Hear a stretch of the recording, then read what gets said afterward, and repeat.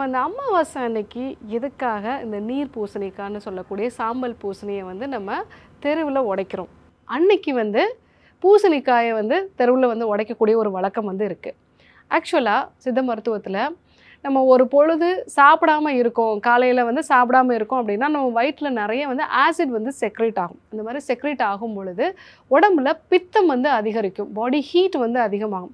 So அப்போது அடுத்த வேளை நம்ம வந்து உணவு எடுத்துக்கும் பொழுது முதல்ல பித்தத்தை குறைக்கக்கூடிய உணவுப் பொருட்களை ஃபஸ்ட்டு வந்து எடுத்துக்கணும். ஸோ பித்தத்தை குறைக்கக்கூடிய 3 முக்கியமான உணவுப் பொருட்களை வந்து சித்த மருத்துவத்தில் சொல்லியிருப்பாங்க.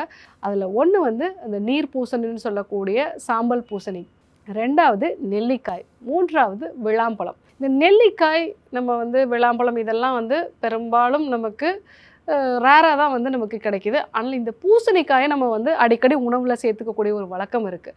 ஸோ அப்போது அமாவாசை அன்னைக்கு காலையில் நீங்கள் பசியோடு இருந்திருப்பீங்க, பாடியில் வந்து ஹீட் வந்து அதிகமாக இருக்கும். ஸோ மதிய உணவில் நீர் பூசணிக்காயை சேர்த்துக்கணும் அப்படிங்கிறதுக்காக தான் அந்த ஒரு வழக்கம் வந்து உருவாச்சு. ஆனால் நாம் என்ன செய்கிறோம், அந்த பூசணிக்காயை எடுத்துகிட்டு போய் நம்ம தெருவில் வந்து உடைக்கிறோம்.